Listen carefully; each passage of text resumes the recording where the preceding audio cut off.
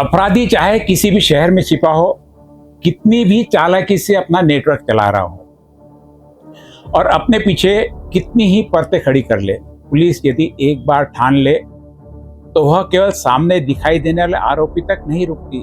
वह अपराध की एक एक कड़ी जोड़ते हुए उसके अंतिम सूत्रधार तक पहुंचने का प्रयास करती है। नमस्कार, मैं हूं चंदू सोजेतिया और आप देख रहे हैं सिटी न्यूज। आइए 277 ग्राम एमडी की कहानी बताते हैं कि किस प्रकार 277 ग्राम सिर्फ एमडी ने कितने लोगों को अपने लपेटे में ले लिया है। राजापेट पुलिस ने भी इस बार कुछ ऐसा ही करने का ठान लिया था। 1 अगस्त 2026 की शाम करीब 6 बजे राजापेट पुलिस स्टेशन में एक गुप्त सूचना पहुंचती है। सूचना छोटी थी, लेकिन उसके पीछे छिपी कहानी बहुत बड़ी थी। आकोली रोड स्थित साई हेरिटेज परिसर में एक युवक सफेद रंग की फोर्ड इको स्पोर्ट्स के पास मौजूद था। पुलिस को जानकारी मिली थी कि कार में कोई सामान्य नहीं बल्कि मेफेड्रॉन यानी एमडी ड्रग्स रखी हुई है और उसकी बिक्री की तैयारी चल रही है। राजापेट पुलिस ने बिना समय गवाए साई हेरिटेज परिसर में अपना जाल बिछाया। वरिष्ठ पुलिस निरीक्षक संदीप चौहान के नेतृत्व में डीबी पथक ने संदिग्ध युवक और उसकी गाड़ी को घेर लिया। कुछ ही देर में पुलिस के सामने वह युवक था साहिल राजेश मेहरा, उम्र मात्र 22 वर्ष, निवासी शिवाजी संकुल, अकोली रोड, अमरावती।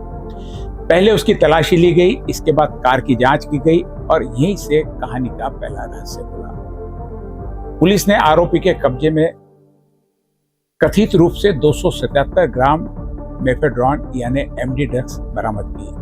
इसकी अनुमानित कीमत 41,55,000 बताई जा रही है। इसके साथ सफेद रंग की Ford Eco Sports car, 2 iPhone और कथित ड्रग्स कारोबार में इस्तेमाल की जाने वाली सामग्री भी की गई। कुल जब्ती 53,25,000 रुपए। आरोपी पकड़ा जा चुका था, माल बरामद हो चुका था, अपराध दर्ज कर लिया गया था, लेकिन कहानी यहाँ समाप्त नहीं हुई, बल्कि असली कहानी यहीं से शुरू होती है। सवाल था 277 ग्राम एमडी आखिर आई कहां से। इतनी बड़ी जब्ती अपने आप में एक उल्लेखनीय कार्रवाई थी, लेकिन राजापेट पुलिस के सामने कुछ और सवाल लगातार खड़े थे। इस पूरी कार्रवाई को अमरावती शहर के पुलिस आयुक्त राकेश ओला के मार्गदर्शन में अंजाम दिया गया।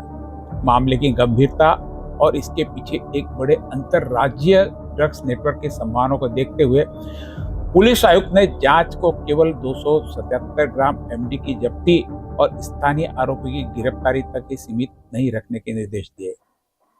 उनके मार्गदर्शन में राजापेट पुलिस स्टेशन के पुलिस निरीक्षक संदीप चौहान और उनकी टीम ने यह पता लगाने का निर्णय लिया कि अमरावती में जब्त की गई एमडी आखिर आई कहां से, इसका मुख्य सप्लायर कौन है और इस कारोबार की पूरी सप्लाई तथा डिस्ट्रीब्यूशन चेन किस प्रकार काम करती है।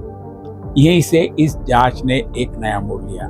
अब पुलिस का लक्ष्य केवल दिखाई देने वाले आरोपी को गिरफ्तार करना ही नहीं था, लक्ष्य था माल के वास्तविक सोर्स, राजस्थान में बैठे कथित मुख्य सूत्रधार तथा अमरावती में सक्रिय डिस्ट्रीब्यूटर और पेडलर तक पहुंचकर पूरे नेटवर्क को जड़ से ध्वस्त करना था।